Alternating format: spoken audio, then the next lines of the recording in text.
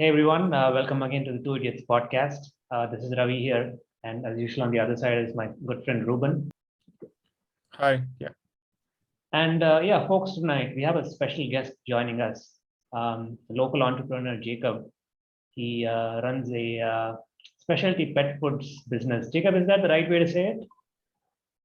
Yeah, that's right, Ravi. Okay? He runs a specialty pet foods business out of Singapore. And in this episode, we're going to talk to him and find out more about his business and his plans for growth. Hey, hi YouTube, hi guys. I'm Jacob, and I basically is trying to start my own specialty pet food business after I have left my previous job. I was with the Singapore Armed Forces for the past 6 years, and it's finally come to the end of my contract, and I'm deciding, maybe instead of sticking to the armed forces, I'm going to head out, try and charge by myself. And so what is so special about your business? I mean, your product category compared to existing items that are out there. So, I mean, yeah. So I think in Singapore, many people really love to pamper their pets. And the way they go about it is that they really spend a lot of money into nutrition, into getting the best products. A lot of prebiotics, a lot of supplements goes into their diets, and it's a big market in Singapore. What I'm trying to do here is provide something that's healthy and also very homemade, something very special. So what I'm trying to do with my business, Ichibowl, is that I'm trying to provide some cooked food as opposed to what's in the market right now, which is actually raw diet and the very popular and very dominant presence in the market, which is dried food, kibbles, right? I started my business because me and my wife decided to get a dog in Singapore. So it's actually her first pet. And for me, I've had a few dogs before. We actually went to this local organization called ASD, Action for Singapore Dogs. And we actually were told that, hey, let's get this Singapore Special. They call it Singapore Special here, but I think around the world, you just know it as mongrels, right? It's just a mixed breed kind of dog, right? It's not any particular breed. It's just a mixed breed. It's still cute, but people don't really showcase it in terms of pedigree. So one of the really key benefits of getting a Singapore Special is that they always say, hey, these dogs are really resilient. They have really good genes because it's all mixed around. So we were told, hey, this is a really resilient dog. Let's go and get one. And we actually bought really expensive kibbles. They like to boast about, hey, this is good for your coat. This is prebiotics, probiotics, whatever else there is in there. Yeah. And we noticed that our dog started itching on day one, and we brought him to the vet. We checked him out. We gave him lots of medicine. It didn't work.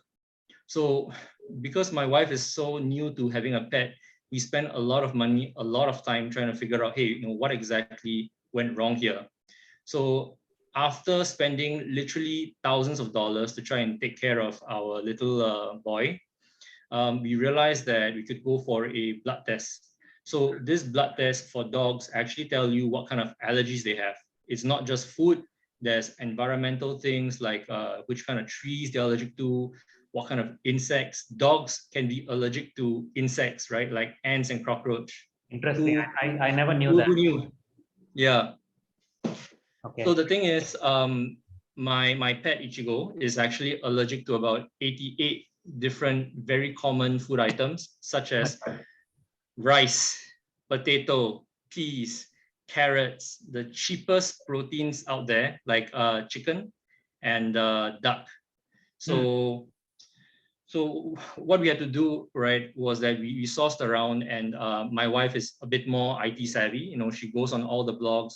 She scours everything. Like over here, CD and Motherload is a pretty popular website. So just going through all of that, it's like, hey, what do we do when our dogs have so many allergies, right? So they recommend lots of products, but nothing really quite worked. So I had to cook for him. So I just started cooking up some chicken, some beef, some pork, some simple proteins with some vegetables. After a while, it actually works. The itch goes away and he gets much better. We don't actually need to bring him into the vet anymore. So I realized that for people taking care of Singapore specials, this is actually a big problem. Many of them have allergies. And the problem is that when they try to source for kibbles and alternative food brands, there are a lot of fillers, right? They use rice, they use potatoes and peas as fillers. And these are actually the problems. So even though we are upscaling the product, getting a better premium kibble, it doesn't actually solve the problem. And there are very few kibble brands that actually doesn't have a lot of additives, doesn't have a lot of fillers. So that's actually how my business came to start. So Jacob, this food that you make, it's only for the Singapore special breed, is it? Or yeah, it's for any dogs and cat technically. Yeah. Cats can eat it too. Yeah, I mean, it's basically just protein, a bit of carbs, a bit of veg, Okay. And once you realize that your dog needed this special diet, like how did you turn it into a business? Like how did you figure out that this is a product that other people would be interested into? What was the journey like? Can you talk to us about it? Right. So when I tried to start my business, the real focus was about allergies, trying to combat allergies. And of course, that was my focus right at the start. The thing is, when you want to basically do cooked food as opposed to raw diet and kibbles, the matter of cost comes in the picture. So anybody can basically just get some pork, get some beef, and do a stir fry for their pet, and it would technically be better for their animals than 90% of what's in shelves out there. So it actually wasn't going to make a lot of sense to just do meals, like a very generic, very simple, everyday kind of cooking. So I started to realize that, what is really lacking in pet food? Variety, not just variety of different kibbles, variety of different kind of protein treats, but actually variety in dishes. So I used to be a chef before I had my previous job in the armed forces. So I was working, so I was basically working in restaurants, and I jumped around from production to banquet to pastry, cafes, and so on and so on. And I tried to make use of my culinary background into trying to produce something more Instagrammable, for pets. So I started to make some sausages for pets. So it's basically good quality lean meat with no additives. It's so simple, right? But of course, to actually make sausages, it takes a little bit of skill. So that's a small little barrier. And yeah, it's kind of fun, right? Because we like to bring our dogs to dog cafes, or to bring them out with us and dine with us. But most of the time in a lot of dog cafes, a lot of pet cafes, what they have for you is a small salmon patty, a small pork patty with a little bit of broccoli, a few baby carrots, and that's gonna set you back about $14.95. That's not really worth it, right? If I'm gonna go on a date, if I'm gonna go and have a good time out, I'm gonna bring my pet along, I want him to enjoy something, rather than just something that I can make myself at home. And what is your customer acquisition strategy, Jacob? How are you acquiring new customers?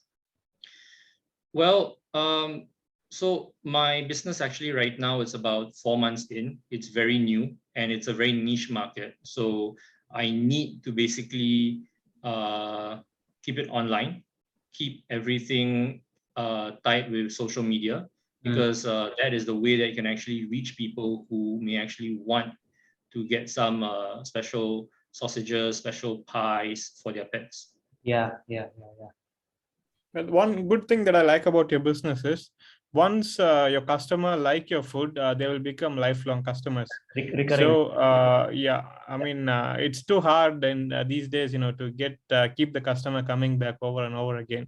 So that's one good thing about your business. So yeah, Are you that's the point.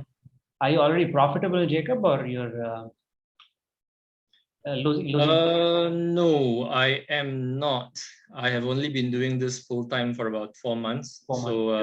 so not very profitable, but definitely customer acquisition is going up. I am doing a few retail at some what do you call it? So there are a bunch of shops in Singapore where they basically open up the area to do a sort of a small event, right? Okay. And they get all the small businesses in and just kind of showcase local talent, local craftsmanship. So I'm actually going to be at 730 North Bridge Road. There's a little shop house area. It's called Curbside Crafters, and it's basically one of those concepts. They allow all the small businesses to come in, set up their little booths and showcase their products. Okay. Everything is from local businesses, and it's just a fun way to engage in the community and just to do a bit of marketing. Got it. So what is the cost like to exhibit your products there, to set up a booth? Yeah, so a bunch of these places, they will actually rent out a little booth for you anywhere close to $150 for a day, just to let you set up, engage with people. Yeah. So what is the expected traffic like? Like how many people you can talk to, like 100 people or in a day? I mean, for these kind of places, it really depends on foot traffic. There's a few places. The one that I'm going to, which is basically at North Bridge Road. It basically has a lot of restaurants around, so it's really popular for lunchtime, dinner time. And what happens is that usually before meal, people go around getting reservations for a bunch of cafes there. They will just decide to, hey, let's go walk around, let's go check it out before my reservation. Yeah. Oh. So they basically just walk around, check it out, and it's about 2 shop houses. So big glass panels. You look in, you see about 20 different booths there. They're all having lots of little knickknacks lying around. Most people want to go check it out. Maybe buy something. And for me, I'm looking for pet owners there. Yeah. Oh, yeah, that's an interesting strategy, customer acquisition strategy. And I want to ask you one more thing. Just want to know the lifetime of your product. So once you prepare a meal and then deliver to your customer, what's the shelf life? how long? Yeah, shelf life. Yeah, so basically I get beef, pork, making simple everyday meals, making a bit of sausages and pies. I deliver frozen. So the lifespan is really anywhere from 6 to 9 months. It can be just kept frozen, Wow, just that's great. Yeah. just like any other product that you put in your fridge, for your own meal times. Yeah. Do you add any preservatives, Jacob, to stretch the shelf life? So for pet foods, the whole thing is that we want to keep it very natural. We want to make it very clean. So there is no preservatives. It's literally what you would get in a restaurant, less any seasoning, MSG. Yeah, so it's just clean. The thing about specialty pet foods in Singapore is that there's actually quite a few people trying to push a few products. So one very popular diet in Singapore is raw diet, right? Raw feeding. They feel that their pet should actually have a very compatible diet, so that's one way to go about it. And then of course there's kibbles, which is convenient because it's open. You leave the big 20-kilo sack of dog food there. It just sits there for the month until it's used up. And then of course, something is frozen or it's basically cooked food. It will be a little bit less convenient, but definitely it is quite healthy. It's very healthy. It is the same thing that you feed to yourself, feed to your family. Just now that if you have a pet, you love them. It's an extension of your family. Why not give them a little special meal? instead of just some dried cereal, right? Exactly. Yeah. So yeah. And what about funding, Jacob? Have you taken any venture capital funding? How are you funding this business? No additional, no external funding. Basically, this is just my own savings from my past 6 years working. Probably not gonna go look for any investors anytime soon because it's still very new. Like I say, right? Like I say, these specialty pet food in Singapore, it's still pretty niche. I would say that actually, and this is with no prior research, this is just my own personal experience. I would see that about 75% of pet owners in Singapore, they would still prefer the most convenient choice, which is kibbles, right? Because they have to work as well. You can just buy it off of store shelves, right? Or get it delivered to your house. Yeah, it's the most convenient one. It's the industry that has been there the longest. But the thing is that you are feeding your pet the exact same meal every single day, right? So it kind of sucks to be a dog in a house that literally just has one meal. Yeah, it's like being a prisoner, except you kind of want to be there. How did you figure out how to price these products? I mean, I'm sure that the commercially available products like pedigree and whatnot, they are mass produced and they are very cheap, right? So, is your customer like a typical customer, like price sensitive or like or what? And how did you like figure out how to price these products that you sell? Right. Yeah. So pricing is a bit difficult at times because there are a lot of very well established brands in the market. Their prices are already fixed there for many years. The thing about their pricing is that they are making a good margin from every bag sold. Yeah. So I can't really do a very premium kind of pricing because although most pet owners in Singapore can afford to take care of a pet and they can usually afford to feed the pet something much better, they are definitely quite price sensitive, and I think it's really more value for money. They want something that it's more than just something convenient to scoop into their dog's bowl twice a day. Okay. Yeah, so in terms of like how I decide my pricing, I have to look at competitor pricing. I look a lot at restaurant pricing because okay, so one comparison I can give you is at a dog cafe, right? If let's say you're going to bring your pet out with you for a dinner date, and there's a menu there that actually offers them a beef patty with a bit of boiled vegetables, and it's around $14.95. Then yeah, I mean you want to get something much better than that and at a much lower price, because that's the only way that it's going to make sense for you to feed them something nice every single day. Yeah. So I try to keep my prices reasonable, quite affordable, because if you're going to get something that's really more like a meal prep, right? More like we call it like a lunch box, right? You're getting takeaway, you're getting bento Grab, box. you're getting bento box, you're getting Grubhub for your pets. You want it to be along the same price that you would feed yourself, probably something a bit lower, right? So, like, how are you fulfilling orders now? Is this subscription based at the moment, or people just call in when they want new stock? Like, I've seen some pet food businesses in India. So they basically sell. I mean, you have to buy a monthly subscription, right? It's like $50 a month, and they'll come to your house every week and they'll drop off whatever food you need. It's a monthly subscription business. So what's your model like? Yeah, so The subscription model.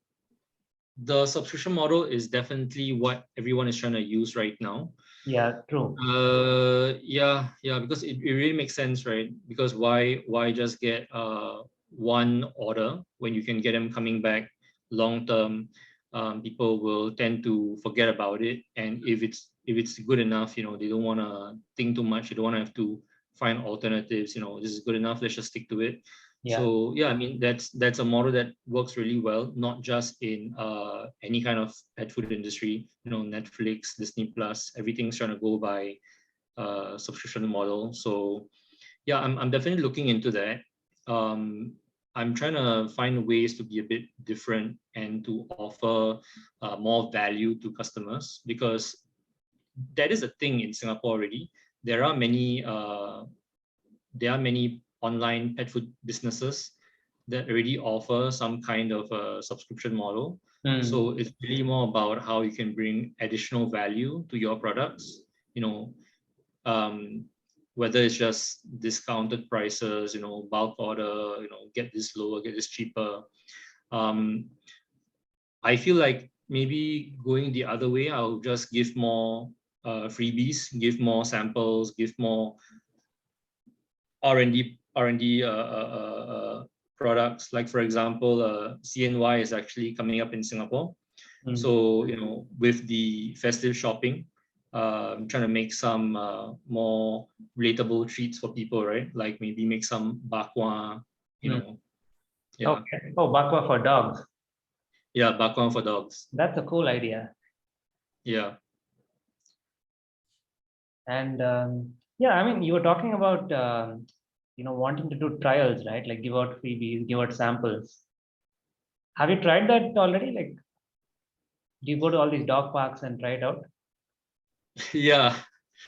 Actually, I have, because the thing about online business, for me, my business is basically 100% online. It really depends on marketing, right? You need a very good, strong and frequent marketing to keep putting your products, putting your brand in people's heads, so that oh, I need to top up on pet food. Let's call Ichibowl.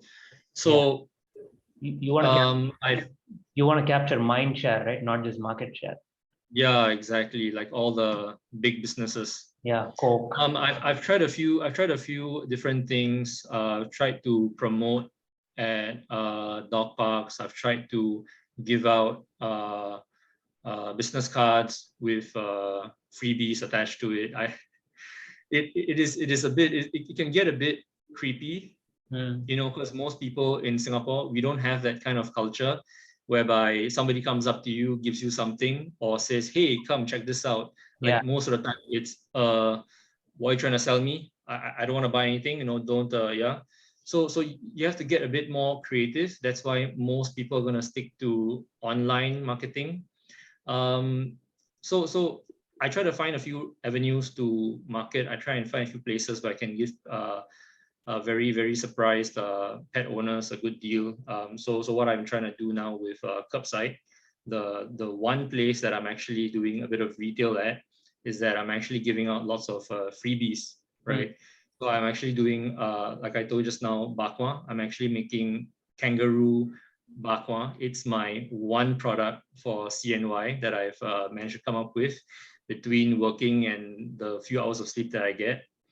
Yeah, so I'm just like giving out some free treats, get everyone to, hey, come check it out, follow us on Instagram. Yeah, get something now. And usually when people get something for free, it's like, oh, yeah, why not, man? I'm gonna go check it out. Maybe I can get something else, just see what this is about. Yeah, totally. People give out free stuff. Usually it's a good deal. Yeah. Yeah, it is. And Jacob, in case any of our listeners want to get in touch with you, what's the best way to get in touch? I'll just leave a link in the video description. Is it Instagram or? Yeah, it's Instagram.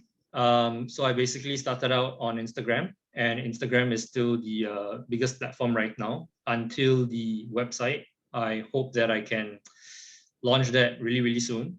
But yeah, it's Instagram. So you can follow us on Ichibowl, That's ichi.bowl. Okay, I'll make sure I leave a link in the description below. But talking about Instagram, do you run like paid ads at the moment? Maybe on Instagram and Facebook? My wife has been suggesting that from day one.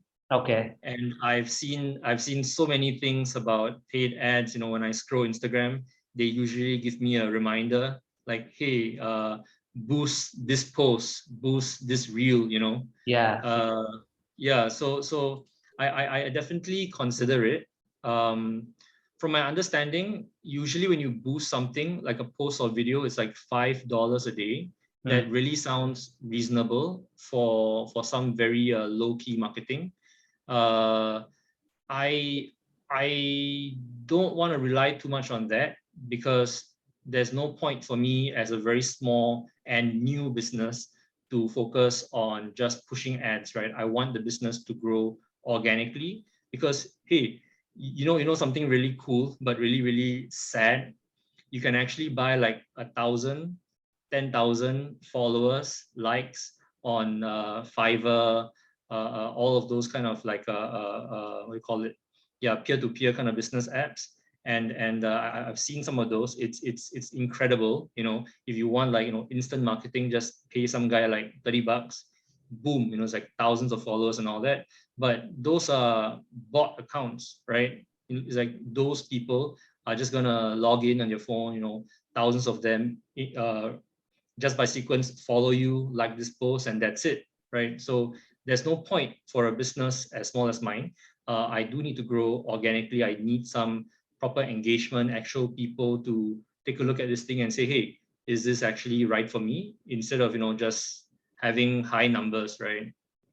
Yeah, I have a suggestion. In fact, Ruben and I were talking about this in yesterday's video. So once you have your website up and running, you can like read up about some search engine optimization and kind of play around with keywords to ensure that you're when people search for like specialty dog food or fresh organic dog food or something like that, like your website's name shows up in at least on the first page. That's one way. Yeah, I'll definitely consider that. I've heard a few people trying to promote this. Yeah, I think that's the way online marketing goes nowadays, right? Like search optimization. Yeah, Ruben is actually he actually bought a course on Udemy yesterday, so he's kind of teaching himself SEO. Yeah. I mean, for my own projects, yes. Yeah, his own platform, the NFT e-commerce platform. Yeah. Right. Yeah. Yeah, so actually it's quite cheap, but I had to go through that one. I just bought that last night, so see how it goes. Yeah. Oh, you just started it? Yes. Yeah, he just I mean the search engine optimization. Yeah, the SEO course he just started yesterday. Yeah. So just to share with you guys, right? Like in terms of search optimization, I actually tried to reach out to some of the marketing agency, trying to figure out, hey, what are things that I can do? What maybe long term I can work with some of them and do something. So they actually recommended, basically marketing search optimization, and then they will just do like targeted ads and then push accordingly. And how much that's the way to go. How much are they charging for this? For them as a service, they have about literally thousands in just agency fee, and then everything else, the ads that you want to buy, that's just additional. So that's mainly for very well established business who are pushing the brand recognition and yeah. Got it. Thanks, Jacob. That was a really interesting discussion. Thanks, Ravi. Thanks, Ruben. Yeah, thanks. Lovely finding out. All the best for your business. So it's actually you're onto something, I feel. Yeah, it sounds like a wonderful idea. Yeah. We wish you all success in the world. Thanks, guys. Yeah, thank you. Thanks, guys, for tuning in. We hope to bring you more. Thank you, everyone. Yeah. Take care. Signing off. This is Ravi, Ruben, and Jacob. Bye.